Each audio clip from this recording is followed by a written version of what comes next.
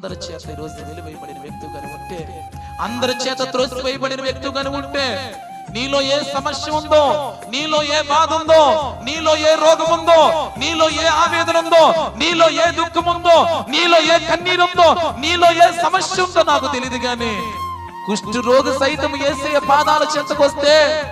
తప్పిపోయిన కుమారుడు దుర్వ్యాపారం వల్ల తండ్రి ఆస్తిని పాడు చేసి తన పాపములు ఒప్పుకొని పశ్చాత్తాప హృదయంతో దేవుని తండ్రి యొక్క చెంతకొస్తే, ఎలాగైతే తండ్రి క్షమించి మరలా కుమారుని యొక్క వారసత్వాన్ని అనుగ్రహించాడు, అదే రీతిగా దేవుడు నీ నా జీవితాన్ని మార్చడా? కుష్ఠరోగంతో ఉన్న వ్యక్తి, అయ్యా ఈ లోకంలో నేను ఎవరికి నచ్చట్లేదు, ఈ లోకంలో నన్ను ఎవరు ఇష్టపడట్లేదు, ఈ లోకంలో ఎవరికే నేను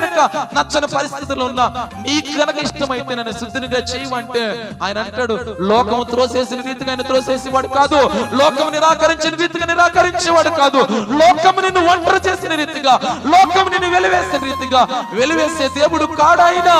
లోకం వెనుక సూటిపోటి మాటల చేత నిన్ను గాయపరిచిన రీతిగా,